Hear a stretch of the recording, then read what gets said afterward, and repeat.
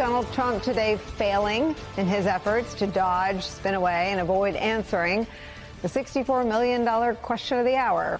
What did he know about the crimes and perversions of his former friend, deceased sex offender Jeffrey Epstein? Revealed last night by Democrats on the House Oversight Committee, a reference to Donald Trump in the now infamous Jeffrey Epstein birthday book. Take a look at this. The Wall Street Journal is reporting that it is a note from Mar-a-Lago member and businessman Joel Paschal. It shows a poster board-sized check for $22,500 from Donald Trump to Jeffrey Epstein. A woman's face is redacted in the image. Below the photo is a note. That note reads, quote, Jeffrey showing early talents with Money Plus Women sells fully depreciated, name of the woman redacted, to Donald Trump for $22,500. The Wall Street Journal reports this, quote, the woman, a wealthy European then in her 20s, severed all ties with Epstein around 1997 and had no romantic relationship with either Epstein or Trump, her lawyer said. The lawyer added that she doesn't know Paschal and has no knowledge of the letter naming her, which she called, quote, a disgusting and deeply disturbing hoax. Paschal did not respond to a request for comment from NBC News. His letter, though, raises more questions about how much people in Jeffrey Epstein's orbit, including Donald Trump, knew about what he was doing. And it's the kind of thing that makes Team Trump's spin looks increasingly unsustainable and ridiculous. This morning, Donald Trump told NBC's Garrett Haake that the birthday letter to Jeffrey Epstein that he allegedly wrote was a, quote, dead issue. But it is difficult, if not impossible, to claim that something is a dead issue when every day seems to bring about new revelations that enhance our understanding of the ties and the nature of the relationship between Jeffrey Epstein and Donald Trump. Survivors are still asking for transparency as well, and solid majorities of Americans, including a majority of Republicans, believe that Donald Trump is hiding something. It is also not a hoax, as Trump continues to insist it is, even after the publication of the note in Epstein's birthday book. The birthday book was from 2003. It was a gift for Jeffrey Epstein's 50th. It was handed over to the House Oversight Committee by the Epstein estate. For it to be a fake, as the White House and pro-Trump media is claiming it is, that would mean that the note inside of it from Trump was forged or faked 22 years ago. As for the Trump administration claiming that the signature on the birthday note to Jeffrey Epstein isn't Donald Trump's, Wall Street Journal today reports this, quote, in the Epstein letter, Trump's signature is a squiggly Donald mimicking pubic hair. Trump often signs with his full name, but there are other examples of personal letters he sent with a similar signature and bold serif lettering. The Wall Street Journal pointing to a thank you letter Trump wrote to George Conway in 2006, as well as this letter Donald Trump wrote to Hillary Clinton in 2000, congratulating her on winning her Senate race. The release of the Epstein birthday book breathing new life into the questions about Donald Trump and his friendship with Jeffrey Epstein is where we start today with some of our favorite experts and friends. The president of Media Matters for America, Angelo Carusone, is here. With me at the table, Puck News chief political columnist, MSNBC national affairs analyst John Heilemann is here. Also joining us, former criminal division deputy chief at SDNY, MSNBC legal analyst, host of a new YouTube show, Courtside, Christy Greenberg's here. Christy, I want to start with you where we left off last time you were here, talking about the lengths Geoffrey Berman, Donald Trump's first head of SDNY during his first term, went to keep the raid of Epstein's home secret. I went back and read the chapter after you were here. Clearly, there was, and Andrew Weissman and others have said there are all sorts of reasons to keep things from Maine DOJ. But Trump isn't a normal, that wasn't a normal Maine DOJ. And SDNY wasn't a normal office at the time. Just say a little bit more about what might be sort of in the inside the investigation files themselves that Trump may not have even known about at the time in his first term. So the main thing that you would expect to see would be FBI reports of their interviews with victims, with other witnesses that really tell the story. And we know from Maxwell's trial that really focused on 6 girls. But we've also seen DOJ talk about hundreds, thousands of victims. So there's a lot more than what was presented at that trial. And Geoffrey Berman actually says in the book, because of all of the nonsense that went on in Florida, they really tried to focus their case on what happened in New York, acts that were in that New York house. And so it is highly likely, going back and looking at that book again from Jeff Berman, that it sounds like they really tried to cabin their case about what they could prove that wouldn't get damaged from that non-prosecution agreement, that sweetheart deal in Florida. So there's likely a whole lot there that was not presented at trial, that is not public, of victims telling their stories that we have not heard. And then that gets backed up when the investigators try to corroborate those victims, right? So they're looking for, search warrant returns. I think there are multiple search warrant returns that have not been made public. What did they get? Did they get photographs, videos, documentary evidence? So there is a lot there that is still, I recall you mentioning on one of your other shows, like over 300 gigabytes. To put that in perspective, that's about like 90 million pages if you were just looking at pages. So that is a very tall building is just what that would be. It's a lot of information, and we have not seen all of it. What's the significance of the actual pages of the birthday book, the now known 2 examples of references to Donald Trump? Well, first, it strikes me that one, that the people who are submitting letters to this book, they all kind of have the same tone. They're all lewd, and they all seem to know it's an open secret that this man was a pedophile. They're all there are pictures of young girls. They're all referencing his exploits with young girls. One person says, "Oh, it's shocking you're not in the penitentiary yet." Like this was, one, seemed to be pretty much an open secret. 2 is that they treated it like a joke. Like these women, being exploited was funny to them. They were celebrating Epstein for it. I found that part of it particularly disgusting. And then the third is just the arrogance that it would be so bold as to be put in writing. Nobody's hiding it. They're all celebrating. And this is part of celebrating his life, 50 years of life, to go on and talk about all these young women that he's abused. And this idea that, again, Ghislaine Maxwell saying, I had no idea anybody did anything inappropriate. She put the book together. She was the one soliciting the letters. So, of course, she knew. And the one thing I would want to say that the book clearly shows is she said during her interview that that the book was something that she had seen in Discovery, or at least parts of the book in Discovery. So DOJ has this book. So they know whether Donald Trump's letter is in it. And Ghislaine Maxwell had a trial. The book is relevant to her guilt, her knowledge of what was going on in that world. The fact that Donald Trump's letter was not made public as part of that trial puts the lie to this Republican talking point that, if there was something bad about Donald Trump, the Biden DOJ would have released it. They didn't. We know that his name was in the file. They never released that. And it's highly likely, based on this, that DOJ had the book. She said parts of it were in Discovery. They never released that. Nor did the Epstein estate release it until they got a subpoena to provide it. So if the idea that if you're going to fake a letter from Donald Trump, you're going to go through all the trouble of coming up with this thing, faking his signature, to what end? Nobody released it. They only released it when there was a process to do so. They were going to fake a letter, put it in a book, leave it under seal until one Republican breaks with Trump when he's reelected after inciting a deadly insurrection, to side with the Democrats in the minority and try to get the estate to release it. Might have been better to organize in Pennsylvania. What do you make of the word one depreciated woman? Fully depreciated. Fully depreciated woman. Even worse.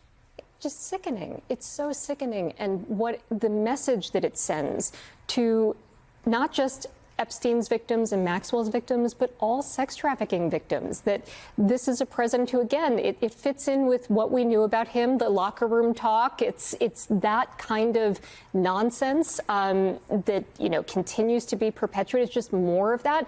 And it's just the more you see, the more it's just a bunch of creepy old dudes who had money, who had power and connections. They knew these young girls didn't. They knew they didn't have a voice, and they took advantage of them. And for them to, again, treat them as though they are bought and paid for. I mean, it's repulsive. Protesters outside the White House with a banner confronting Donald Trump for his word. They're saying not a hoax because the evidence has rebutted, confronted, and really debunked some of Donald Trump's claims about these Epstein files, which he is in, including allegedly the card that now has been released by the Epstein estate. This card is all the way back from 2003. It is exactly what the Wall Street Journal said it was, which undercuts Trump's denials. And it went from the Epstein estate to the House Oversight Committee. And you can see the drawing and the poem or inscription, which we've read before, which suggests that the man who signed this card, Donald J. Trump, knew all about what Epstein was up to. The White House continues to deny that this card is from Trump, a denial that obviously is contradicted by the evidence from the Epstein estate. They have been holding on to this thing, along with other documents. They handed it over under subpoena. No one has come through with any kind of rational explanation to explain what this is, if not what Donald Trump gave to the Epstein then household, now estate. And this morning, Trump just announced he doesn't see this as a live issue anymore. None of this type of denial is working. If he didn't sign these, if you said he didn't sign the birthday card, he didn't do this, he also didn't do the check, those were in documents from the estate. So what is the working theory as to why he's in them? The Epstein case, would the White House support a professional handwriting expert review of the document released yesterday? One of the other documents released by the House Oversight Committee contained a photo of Jeffrey Epstein holding an oversized check. Does the president, will he meet with the victims? On and on it went like that. As we saw there, we're showing you the journalists with all these questions, not necessarily the answers, some of which were not newsworthy or don't pass sort of our standards review for the facts. Because Donald Trump has no good answer to this. He just sued the Wall Street Journal and he denies it. But of course, we have the hard evidence from the Epstein estate. And Republicans don't know what to say. Look up this birthday card to see if it's legit or not. The president says it's not. I take the president's word. Clearly, the birthday note from President Trump is a fallacy. This was just a disgusting human being that I don't think anybody that ever wrote him a card letter for a 50th birthday. I think it's just a foolish red herring that people are trying to look at for political divisiveness. Do you think the Trump birthday note to Epstein is real? I don't. They say it's not. The question is not whether people think it's real, because people in politics can deny anything they don't want to deal with. The question is about the veracity of the evidence, something we've reported on for you, that it came from the Epstein estate under subpoena by independent executors under the color of law. You can get in a lot of trouble for tampering with that type of evidence, and there's no rationale. No one's put forward a motive for why someone, the lawyer or executor of this estate, would take those risks, nor any evidence of that happening. So the real question is, why did Donald Trump know so much about Jeffrey Epstein's scurrilous activities, whether they've been convicted or not at that point all the way in 2003? How many people, Donald Trump included, around Epstein knew about his activities or his outright pedophilia and sex trafficking and either looked the other way or didn't mind or made jokes about it, at a minimum? That's before you get to the question of whether the Donald Trump administration in the first and second term has committed malfeasance or worse with regard to the case. And some Republicans have joined the Democrats on this push to get even more evidence. Here's one MAGA podcaster. Yeah, it's not more people covering it. He just has to do one thing. Stop calling it a hoax. Agree. Stop, trolling this topic because you're turning your own team against you. That's your own team saying stop turning you against them, right? Now, there was also a photo of Epstein holding this kind of novelty check that they joked or suggested was some sort of payment. Of course, it's a novelty giant check. Looks more like hijinks than the actual changing hands of money. The Wall Street Journal reports that the man there is a Mar-a-Lago member, Joel Pasco. The note reads, Jeffrey showing early talents with money and women, sells fully depreciated. A name is redacted to Trump for $22,500. Now, the image also released from the Epstein birthday book, you see this cartoon of Epstein giving balloons and other assortments to what appear to be children. Those are girls, 1983. And then flash forward 20 years, And there they are as cartoon images, multiple people, semi-nude, massaging him, and you see the inscription, "What a great country." The point isn't to get into all the prurient back and forth. The point is that a large part of the denials from Donald Trump and other elites was that no one knew this was going on, and later when they found out, they made changes. That's been one of the cover stories. That is detonated by some of the details in the book. And as we've been careful to point out, someone's link or socializing with this now deceased sex trafficker does not automatically mean they were doing any convictable crimes. But it does detonate and explode many of the defenses that said people didn't know what was going on, just as Donald Trump's birthday card, which is strong evidence that undermines his case against the Journal, suggests that he was well aware that Epstein had all these sort of activities and all these references to things being young and staying secret. Meanwhile, Democrats are on offense. They were boys. They were boys. Like no question about it. If Republicans don't want to engage in a cover-up of pedophilia and this pedophilia ring, they should go sign this discharge petition. The Epstein saga is perhaps the nastiest example of a trend that infects his entire presidency. This idea that he wasn't close to him is crazy, but I do think that it's going to be so important for us to really dig in. All of those are fair questions. There's also word that a bipartisan group of congressional investigators want to meet with Epstein's estate lawyers tomorrow. And remember, a lot of this got kicked up and escalated and elevated by people who claimed they wanted to get to the bottom of the Epstein scandal. Those people at one time included Donald Trump as a candidate, his Attorney General Pam Bondi, Mike Johnson, who you saw there saying he doesn't believe anything, he's not interested, the president now saying it's a dead issue. That is a tell. It doesn't mean they were all part of the crime circuit, but it does suggest that when they said they wanted to get to the bottom of this with evidence and the truth, they were lying. And now that there's opportunities to do so, that they are in power, that there are subpoenas that can be used and documents that the DOJ has under the control of Donald Trump, that they don't want that material out. So that raises the big questions. Why are they so scared for people to know that they knew what Epstein was like, some of what he was up to all the way back in 2003? Why don't they want people to know what Maxwell was involved with? Why are they giving her leniency here in the second term? These questions are not going away. They are only escalating. And it is one of the few issues where there is some bipartisanship with Democrats and some Republicans to push on. That apparently scares President Trump. We're joined by Maya Wiley, a former SDNY civil prosecutor, human rights expert. I say all that, Maya, because it's easy to lose the thread with so much going on. But the thread was people who claimed they were going to get to the bottom of this becoming part of the cover-up. Where does that stand today as you see some, not all, I'm careful to note, but some of these top Republicans, certainly the president, trying to shut this all down? I think it shows that they are certainly making themselves appear to be people with something to hide and something to worry about. You said it really well, Ari, when you said the question is why, right? But when you're looking at what you just walked us all through, what so many Americans are now seeing in their news feeds, when you see the image of that card with little girls with balloons and then that naked image later of what we know victims have said happened to them. Victims who have come forward survived, because not all survived, as we know Virginia Giuffre took her own life. That said, these are the kinds of things that happened to them.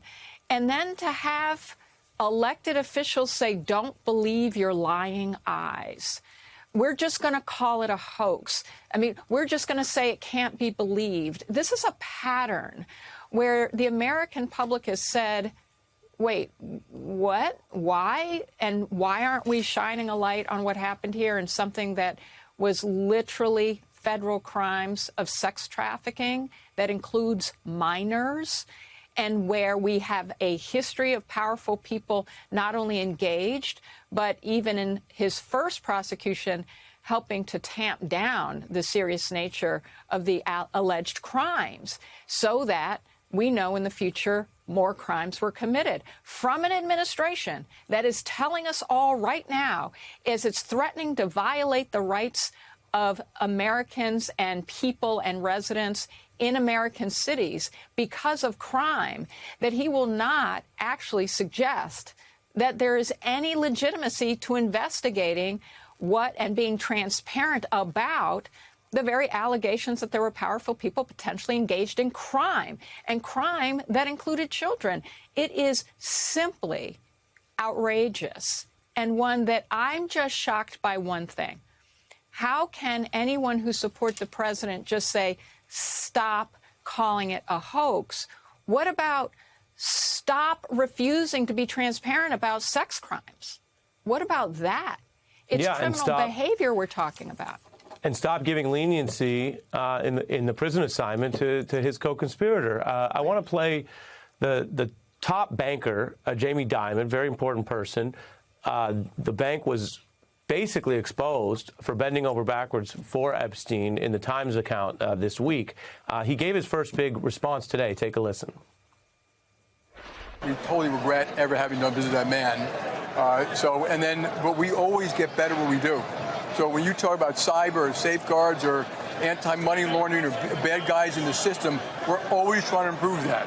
And it'll never be perfect because the bad guys are quite smart, too, about how they go about it. But we're among the best in the world. Doesn't mean we don't make mistakes.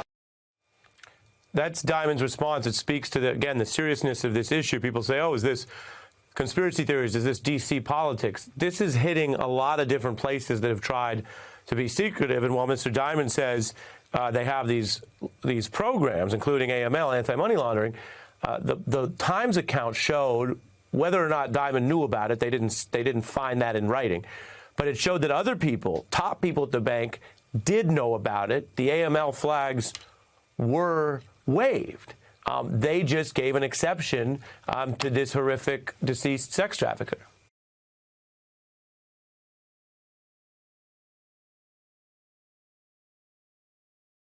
Good evening from New York. I'm Chris Hayes. It has been 24 hours since the Epstein birthday book was released.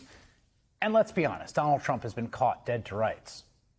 Remember, the Wall Street Journal first reported the existence of this book back in July. They described how dozens of luminaries and friends of Jeffrey Epstein, including Donald Trump, wrote the child sex trafficker, quote, bawdy messages, as the paper put it. They described Trump's intimate, cryptic, icky message to Epstein, quote, framed by the outline of a naked woman, which appears to be hand-drawn with a heavy marker. Trump, of course, denied writing the letter or drawing the picture. J.D. Vance said the whole thing was ridiculous. I mean, does this really sound like Trump? Trump telling the Journal, quote, this is not me. This is a fake thing. It's a fake Wall Street Journal story. I never wrote a picture in my life. I don't draw pictures of women. Nevertheless, Trump revealed on social media he had called Murdoch personally to try to get the story killed before it was published. Trump then, after it was published, sued the Wall Street Journal and its owner, Rupert Murdoch, for the tidy sum of $10 billion with a B dollars, claiming the letter didn't exist. They literally said that in their filing of the lawsuit. No such letter. I don't know about you guys, but it always seemed pretty implausible to me that knowing exactly what the stakes were, knowing they would be sued probably for billions of dollars, the Wall Street Journal would publish that story unless they were pretty damn sure the book and the letter existed.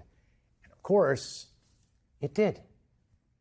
It belonged to the estate of the since deceased Jeffrey Epstein, which handed it over to Congress. And the Democrats posted the entire book online with redactions. And I want to show you some of that book. But first, I have to warn you, all of this is incredibly disturbing, even like disgusting, viscerally, physically repelling content. Here's a pencil and marker drawing on one page. On the left, an image labeled 1983 that appears to show Epstein giving candy and balloons to little girls.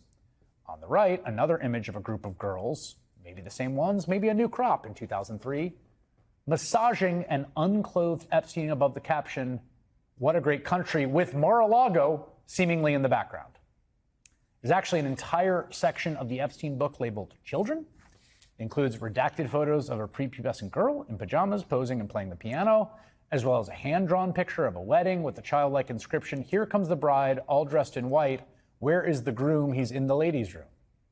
There's a series of dirty limericks on page 164, including one that ends with this quote. Listen to this one. "Jeffrey at half a century, with credentials plenipotentiary, though up to no good whenever he could, has avoided the penitentiary. Ha ha ha. Big laughs, big guffaws. On the very next page is Donald Trump's message to his buddy Jeffrey Epstein, the guy that he spent a lot of time with. And it is, you'll be shocked to hear, exactly, precisely as the Wall Street Journal described it. Typewritten lines about enigmas and wonderful secrets inside the silhouette of a naked girl, more than a woman, frankly. And the future president's signature below her waist, kind of mimicking pubic hair. There's also this letter to Epstein from another Mar-a-Lago member. According to reporting by the Journal, it's a crude joke about a woman that Epstein and Trump both courted in the 1990s. It includes a photo of a novelty check made out from Epstein to Trump. Beneath it is this caption: Jeffrey showing early talents with money and women, sells fully depreciated woman to Donald Trump for $22,500. Depreciated. Get the joke there, right? The woman's name is redacted in the image. Spend just a little bit of time looking at this, and you can. It's online. And, well, it's very, very hard not to be, like, physically disgusted. And it's very, very hard not to come to the very obvious conclusion. They all knew, right? I mean, at least the people writing those parts in the book, they made jokes about it that were then bound as a present in this book. There are dozens more pages like what you just saw. We spared you the 6 pages of wild animals with erections.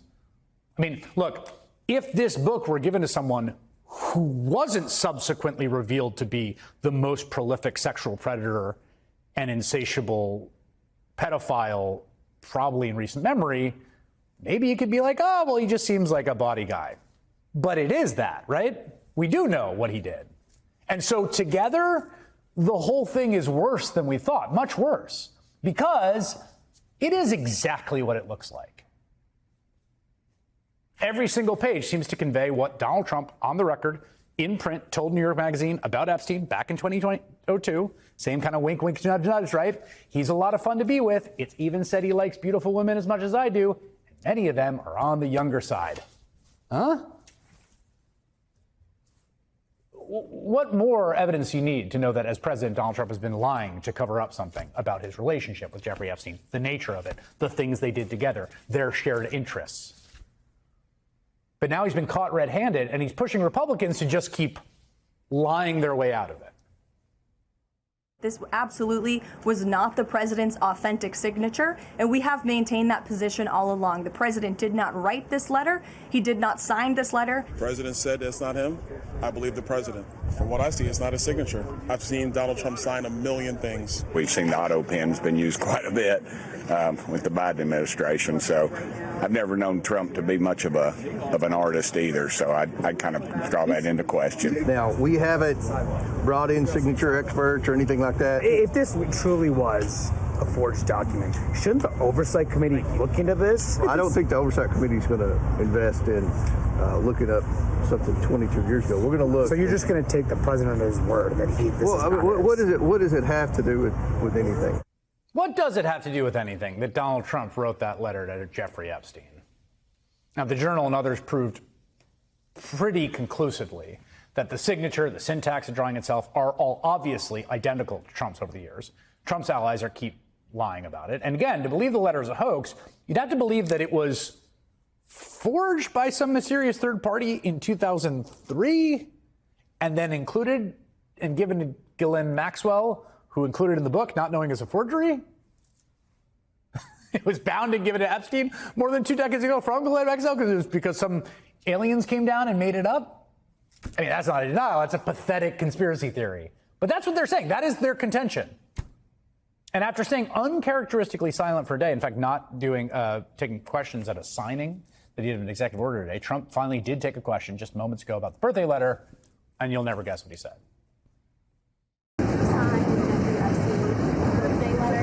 It's not my signature, and it's not the way I speak. And anybody that's covered me for a long time knows that's not my language. It's nonsense. And frankly, you're wasting your time. Are you still talking about Epstein? Yes.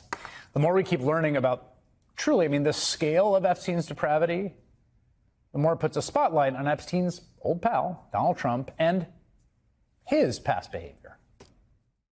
The last couple of years, I go out with somebody, and she's like 21, and she's talking about, what are you doing? And she's studying algebra. Donald Trump repeatedly points out how hot his daughter is, saying last year in a Rolling Stone article, "Yeah, she's really something, and what a beauty, that one. If I weren't happily married and, her father." Soon, Thursday night. You're going up the escalator? I'm going to be dating her in 10 years. Can you believe it? Donna, what does Tiffany have of yours, and what does Tiffany have of Marla's? Well, I think that she's got a lot of moral, and she's really a beautiful baby, and she's got Marla's legs. We don't know whether or not she's got this part yet, but time will tell. A normal thing to say about your baby daughter, right? A normal thing to say about your baby daughter if you're also a guy who hangs out with Jeffrey Epstein and talks about how he likes him young and also writes that letter to him, right? Normal stuff. And all of that is what Donald Trump and Republicans want you to forget. There's a reason that they're failing miserably.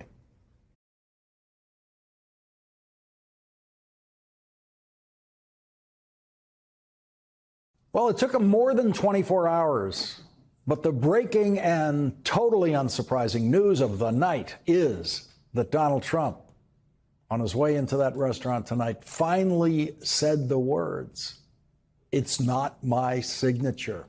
And in the same sentence, Donald Trump threw in a lie. Quote, "It's not the way I speak, and anybody that's covered me for a long time knows that's not my language." It's not my signature, and it's not the way I speak. And anybody that's covered me for a long time knows that's not my language. Donald Trump didn't say which words in the Epstein birthday book letter with his signature are not his language. The night the Wall Street Journal first published the letter on July 17th, I was among those who at first thought enigma was an unlikely word for Donald Trump to use. But then we immediately, in about a 4-second Google search, found video of Donald Trump correctly using the word enigma at one of his rallies in his first campaign for president. Carson's an enigma to me. I didn't say it.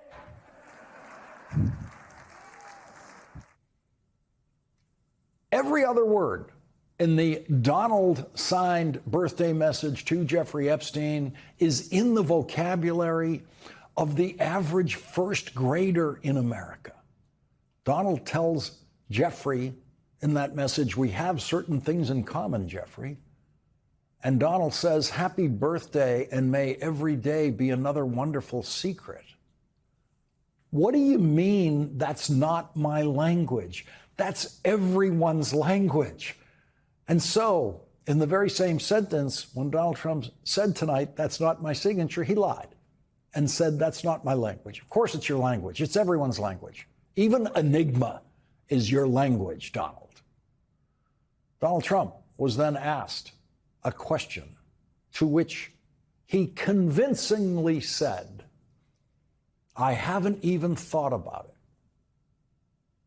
So will you meet with the Epstein victims? Do you plan to meet with? I don't know about, nobody suggested that. But would you be open to doing certainly that? I don't like that whole situation with respect to anybody being abused or hurt, but I haven't even thought about that. Of course, he hasn't even thought about that. That may be the one honest thing Donald Trump has said about Jeffrey Epstein and his survivors. Of course, he hasn't thought about them. Andrew Weissman made the wise point last night on this program that Donald Trump has done everything he can possibly do to dehumanize people. He did it in his first campaign speech of his career as a presidential candidate, dehumanizing people crossing the southern border, desperate to find a better life in this country, calling them rapists and criminals. He then went on to use Adolf Hitler's language to describe people in this country, including people who vote for Democratic candidates. He has called us vermin. That is Hitler's word. Donald Trump tries to dehumanize anyone who doesn't vote for him. Jeffrey Epstein and Ghislaine Maxwell dehumanized their victims. Donald Trump was very close friends with Jeffrey Epstein. According to Jeffrey Epstein, for 10 years, Jeffrey Epstein said, "I was Donald's closest friend for 10 years." Ghislaine Maxwell, the dehumanizer of those women, some of whom she met when they were little girls, completely ignores the pain of the girls she chose to victimize because she dehumanized them. She didn't think of them as people. The rich heiress who was suddenly penniless when her rich father lost all of his money and then desperately clung to Jeffrey Epstein's money, dehumanized those girls because she believed they were born beneath her station in life and they would always be beneath her. And so tonight, Donald Trump said, I haven't even thought about that. And that's very believable coming from Donald Trump. That's what Donald Trump said tonight about meeting with Epstein survivors. And Donald Trump said, you just heard him say, nobody suggested that. Those were his words. Nobody suggested that. No, nobody working for Donald Trump. Nobody except the Epstein survivors themselves, who Donald Trump dehumanizes to the point of ignoring what they said directly to him. President Trump, you have so much influence and power in this situation. Please use that influence and power to help us, because we need it now. We are the Americans that you promised to protect, and we need your help. Please, President Trump, pass this bill and help us. Make us feel like our voices are finally being heard. I cordially invite you to the Capitol to meet me in person so you can understand this is not a hoax. We are real human beings. This is real trauma. Donald Trump called them a hoax. While the Epstein survivors outside the Capitol last night were speaking, Donald Trump called them a hoax. He dehumanized them while they were speaking. He said in clear Trumpian language, they're not human beings to me. No one should listen to them. They're a hoax. When the survivors were told what Donald Trump said about them outside the Capitol, some of them responded. We're here in person. To say that it's a hoax is just not... Please humanize us. I would like Donald J. Trump and every person in America and around the world to humanize us, to see us for who we are and to hear us for what we have to say. There is no hoax. The abuse was real. I voted for Trump, and for him to say what he is saying is beyond me, because I put my hope in him and he's supposed to protect us. None of us are up there accusing him of anything. There is no one that is accusing him of any wrongdoing. So for the fact that he is saying those things and saying it's a hoax, who are you hiding for then? Because if it's not you, then who is it? And that scares me. Who is it? Earlier today, NBC's Garrett Haake had a brief phone call with Donald Trump in which Donald Trump called the Epstein birthday book and the letter with his name on it, quote, a dead issue. And Donald Trump refused to comment on it, saying, quote, I don't comment on something that's a dead issue. Garrett Haake reported on that at 8:40 a.m. And 11 hours later, Donald Trump decided to comment on the dead issue, which obviously is not a dead issue. And this time, Donald Trump said, it's not my signature. Well, it looks like his signature. It looks exactly like his signature that I showed you last night on a note that Donald Trump sent to me in January of 2016. And it looks like the one name, Donald signature, that appears on other letters he sent to other people that have been made public. So we all have a perfect right to guess or conclude that that is Donald Trump's signature on that letter. You're allowed to believe your eyes when you look at those signatures. It was the estate of Jeffrey Epstein that handed over the Epstein birthday book in response to a congressional subpoena, and the estate plans to produce additional documents soon. Daniel Weiner, an attorney for the Epstein estate, told NBC News, quote, as agreed with the House Oversight Committee, the estate is making a rolling production of documents responsive to the committee's subpoena. We hope to be producing additional documents soon. And so it's not a dead issue. More is coming, much more. And Donald Trump will pretend at some point, again, that it's a dead issue. But then, because in the tiny contours of his brain, his insistence that it's a dead issue lives right beside his desperate need to comment on everything. And so he will be unable to refrain from commenting on the additional documents as they come out. Republican Congressman Thomas Massie, who is leading an effort in the House of Representatives with Democratic Congressman Ro Khanna to force the release of the Epstein files from the Justice Department, said this today. I'm not a forensic expert, but it looks like his signature. The White House has denied that. They've said that it's not his. The whole thing is a hoax. I mean, are they hurting their own case here? It's a hoax, 10, 20 years in the making, if the letter is a hoax, it seems like. So Donald Trump insults your intelligence by wanting you to believe that 22 years ago, a page was inserted in a bound volume for Jeffrey Epstein's 50th birthday party with what appears to be Donald Trump's signature on it, while Donald Trump was a close friend of Jeffrey Epstein's, and that's a fake. Donald Trump wants you to believe he was the only close friend of Jeffrey Epstein's who did not contribute to the Epstein birthday book. Today, Epstein survivor Liz Stein said this.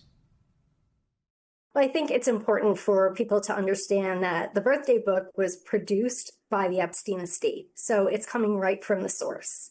And I think that we should all take a close look at some of the messages in there. They were extremely familiar and intimate, and I think that we're looking at a pattern of behavior with Epstein and some of his friends that has been going on for decades. And this birthday book is just more proof of that. This is incredibly traumatizing for us to have this ripped open again and for us to have to revisit this and see this on the news and in popular culture every day, everywhere we go. But on the flip side of that, I think that we're all encouraged that the estate is finally turning over some documents, because more than our discomfort in reliving this trauma, we want to see justice. And we are willing, as survivors of this crime, to do whatever we have to without putting ourselves in danger to really get to the bottom of this. And so I think that we are encouraged by anything new that's coming out. The New York Times has made a giant new contribution to what we know about how Jeffrey Epstein did it, under the headline, How J.P. Morgan Enabled the Crimes of Jeffrey Epstein, reported by David Enrich, Matthew Goldstein, and Jessica Silver Greenberg. The Times reports, at Epstein's behest, J.P. Morgan set up accounts into which he routinely transferred huge sums for young women who turned out to be victims of his sex trafficking operations. Bank officials for more than a decade were anxious about Epstein's prolific wire transfers and cash withdrawals. J.P. Morgan ultimately processed more than $1 billion in such transactions for him and warned senior management about his suspicious activities. But on at least 4 occasions over 5 years, the bank's leaders overrode those objections and continued to serve Epstein.